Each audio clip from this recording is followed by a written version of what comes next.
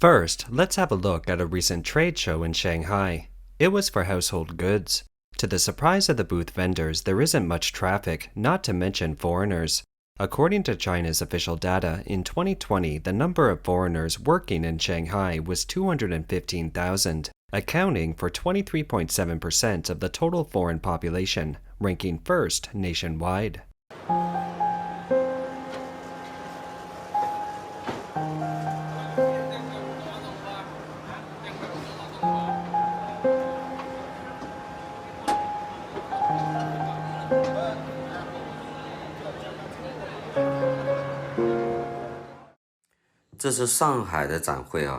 This is the Shanghai trade show. It's rather empty. I believe we should understand what these signals mean.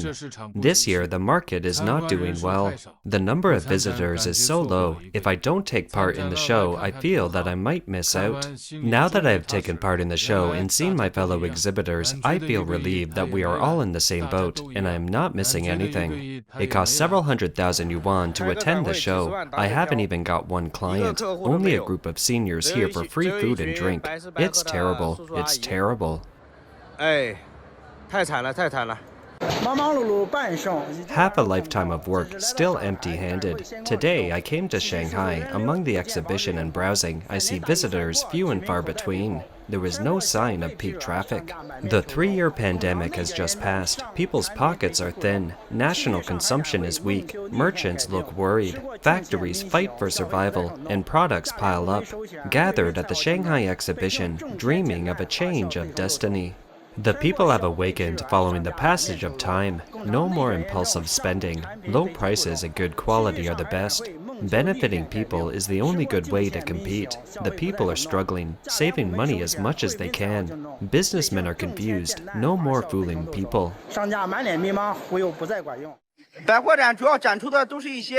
A department store trade show mainly displays drinking cups, storage supplies, household goods, and so on, things that are end products for customers. You would think it shouldn't be affected much, but you see small things converge into a current. If you come to the show, you can see the comparison to previous years. 1/3 of the booths are empty. Nobody comes to attend the show. Is this reverse evidence of the survival pressure and the current situation of the enterprises? Combined with the national policy introduced 2 days ago to support the development of the private business sector, do you see something unusual in China's economy? It's empty, all empty. The decline in the number of foreigners is particularly noticeable in major cities such as Beijing, Shanghai, and Guangzhou. If concerns were previously seen in investment and jobs, there is now a clear sign of it in tourism. It's been 6 months since China reopened its borders, but various governments across jurisdictions have found that the expected foreign tourists didn't come. According to official Chinese data, travel agencies received 3.7 million inbound travelers in the first quarter of 2019, before the epidemic. Now, in the first quarter of this year, 2023, there were only 52,000 inbound foreign travelers in China. The Wall Street Journal also reported on this topic on August 6, 2023. Its headline read, "China's latest problem, people don't want to go there." Moreover, nearly half of this year's tourists came from Taiwan, Hong Kong, and Macau, rather than from Europe, the US, or more distant countries. The Chinese government is eagerly awaiting a speedy recovery of tourism, and they are doing something about it. It was pretty nice from luggage checking to customs clearance. International passenger flights at Shanghai Pudong International Airport have been open to more than 40 countries and regions, with over 300 international flights arriving and departing daily. In the past month, about 900,000 passengers have enjoyed the convenience of customs clearance through the express border inspection channel. However, these small efforts have brought little effect. According to a report in the Wall Street Journal, data from Mondi Holdings, a travel technology company headquartered in Austin, US, also shows that leisure travel from North America to China in the first half of 2023 is about 40% of what it was in the same period in 2019. Friendly Planet Travel, a travel agency based in Pennsylvania, used to send as many as 1,500 tourists to China annually. Founder and president Peggy Goldman said, We haven't gotten a single applicant since the epidemic. When we searched online for travel destinations, we found that China was at the bottom of the list. Fewer tourists naturally leads to less investment in China. The Wall Street Journal report cites an analysis of Chinese government data by Mark Witzke of the research firm Rhodium Group. It shows that foreign direct investment in China fell to US $20 billion in the first quarter of 2023, compared with US $100 billion in the first quarter of 2022. Dan Harris, a partner at Harris Bricken, another law firm that advises on investing in China, used to travel to Beijing often. He cited recent Chinese investigations into due diligence firms and other companies from the West, including the Chinese government's raids on global consulting firms such as Bain & Company. He said, "Companies are very worried about their employees going to China. How can they not be? People won't go to China unless they have to." This video went viral in China before it was banned. A private citizen described the situation in Shanghai. The description might not be exact, but it has terrified the Chinese government. Rents in Shanghai have plummeted recently. I even see it when I'm not in the rental business. Do you know why? The foreigners have all left. In the past, this street was full of foreigners, packed. Let me tell you that you couldn't walk through it. You had to push people apart and they were all foreigners. Now there isn't a single foreigner but all Chinese.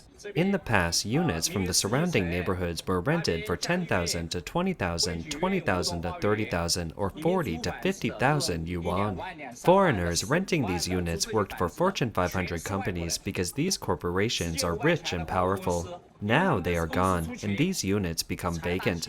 So many empty units, but there is no new demand, no new customers. This gap can't be filled. The implications of foreigners stopping coming to China are far-reaching. It means that more and more foreign companies are pulling out of China. Chinese people are losing contact with foreigners. Today, I went to the company to return my computer, and it is the last time I come to the company where I have worked for 3.5 years. I'm reluctant to part with it, but the company has been bought out and has announced that they're leaving China. I'm thankful for the past. Here we have the best coworkers and leaders and the most outstanding female leaders. Here is the company's front desk. Blue Nile is a great jewelry brand. I seem to have seen everyone's smiley faces in the conference room. Goodbye, Blue Nile. This is the chair I've been sitting on for 3.5 years. Goodbye, 2022. Embrace 2023. There's no such thing as a wasted journey in life. Every step counts. Go, go. In stark contrast to the data of foreigners not coming to China, the Chinese middle class with money and means is scrambling to get out of the country. In June 2023, Henley & Partners, an international investment immigration consultancy, reported that China will have the largest net outflow of high net worth individuals with investable assets of more than US $1 million in 2023. In 2022, about 10,800 wealthy people emigrated from China, and it's expected to reach 13,500 in 2023. In front of the U.S. consulates in Beijing and Guangzhou, long lines form every day as more and more Chinese submit applications hoping to get a visa. It's Tuesday, May 30th, 2023. It's not even admission time yet, and this is what we see outside the Guangzhou U.S. consulate.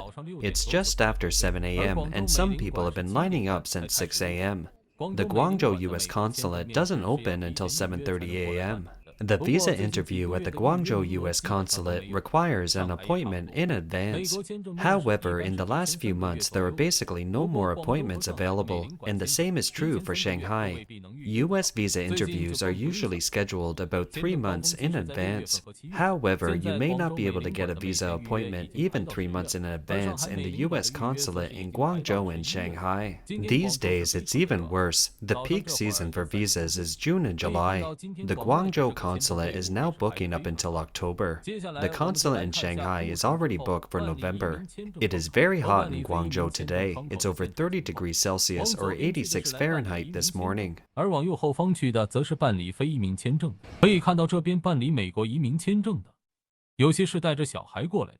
As you can see, there is a very long visa line outside the embassy. Next, let's take a look at the immigrant visa and non-immigrant visa counters after admission.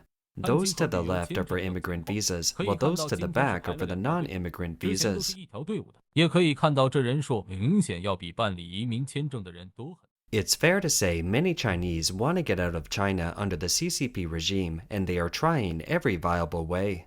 Those who are unable to obtain legal visas have taken advantage of the tourist opportunity to flee. Recently, there was an incident in Italy where a group of Chinese broke away from the tour group. It has resulted in European countries tightening their entry visa policies for Chinese citizens.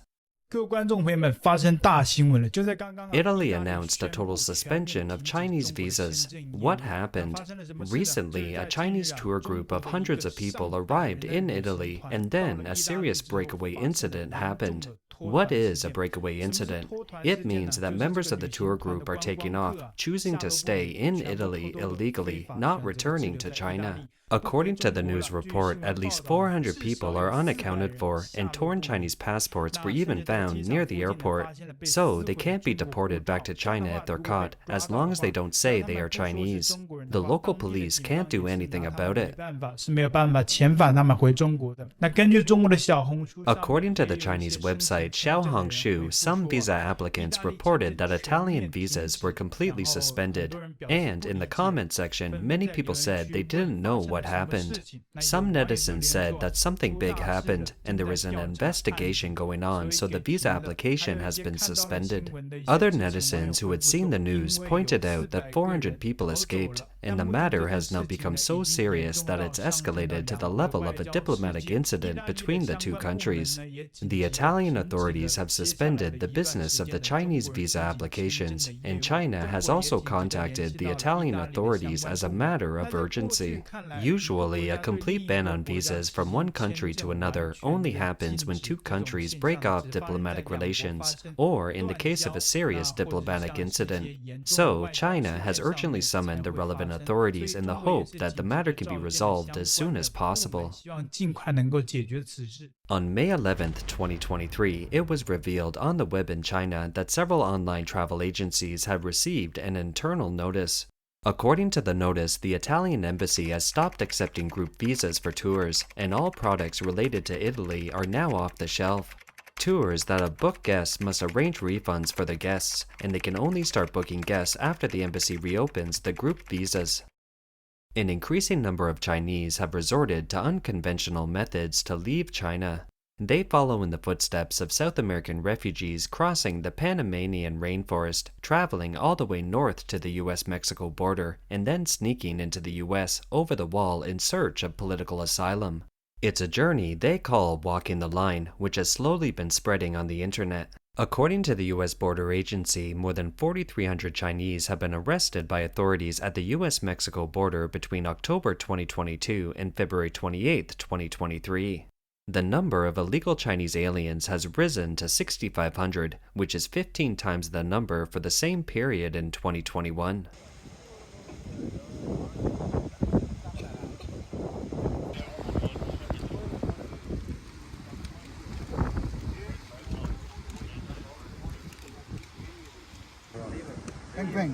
How old? 30. 30? I feel relaxed, and I can breathe more comfortable. It's rare, and the people here, the police here, I think they are very kind, and that's the America in my head. That's it. It's good. It's great.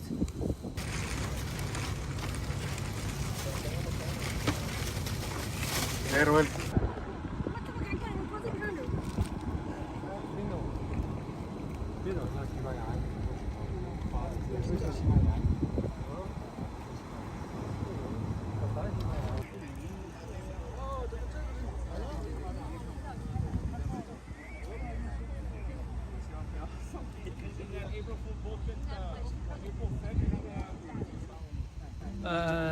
I go to Hong Kong from my Hubei first, and then to Thailand from Hong Kong by plane, and then Turkey from Thailand by plane, and Ecuador, and up through the South America to America here.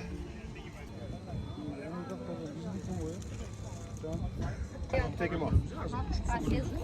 鞋凳还是鞋子啊？鞋地上。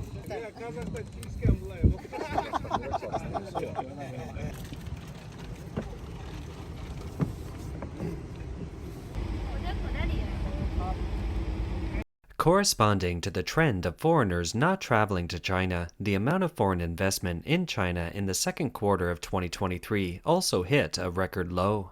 According to data released in early August by China's State Administration of Foreign Exchange, China attracted only US $4.9 billion in foreign direct investment between April and June 2023, down 76% from the US $20.5 billion of the first quarter in 2023, and 87% from the US $100 billion in the first quarter of 2022. This is the lowest quarterly FDI figure in China's history since the records began 25 years ago.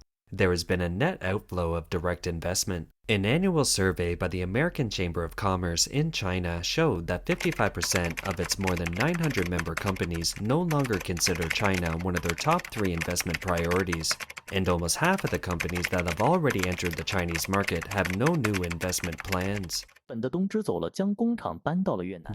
Toshiba left and moved its factory to Vietnam. Sony left and moved its factory to Thailand. South Korea's Samsung left and moved its factory to Vietnam. Holland's Philips left and moved its factory to Southeast Asia. Adidas and Nike also moved out of China and built their new factories in Vietnam. Then Japan's Canon closed its factory in Zhuhai, ended its 30-year history in China, and paid off its last 1,300 employees. Coincidentally, just 2 months before Canon left China, LinkedIn and Yahoo also quit China one after another. Now, even Foxconn is also preparing to pull out of China. In recent years, many foreign companies have been leaving China and building new factories in other Southeast Asian countries.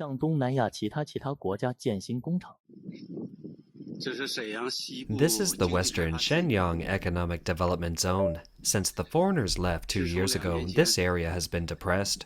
Now there are few people on the lonely streets, but at the height of the boom, it was hard to find a booth here. Now no one is coming, gone. The foreigners have left. The Chinese have left too. It used to be the head office for China North Auto Parts. It dreamed to build green for the world, and the dream has now been shattered. China's officials have shown a conflicting attitude. On the one hand, from the Boao Forum to the National People's Congress and the National People's Political Consultative Conference, they have been vigorously publicizing the lowering of barriers to attract foreign investment. But in reality, well-known foreign companies such as Deloitte, Micron, Bain, and Minst, as well as Japan's Astellas Pharma, have been subjected to intensive crackdowns by the Chinese government in 2023. Recently, the Chinese authorities have detained the employees of foreign companies, which has undermined China's commitment to openness and improvement of the business environment. Worst of all, a growing number of Westerners believe that economic development, while important to China's top Communist Party leader Xi Jinping, has taken a backseat to national security and Xi's long-term strategy. His top priority is to accelerate self-sufficiency in homegrown technology, while addressing risks in the financial sector. What this means for foreign investors is that their needs will ultimately take a back seat. The vision for the business environment is somewhat at the mercy of Xi's visions for China's broader political agenda and geopolitical stakes. China's environment will become increasingly skeptical of foreign investors, especially US investors.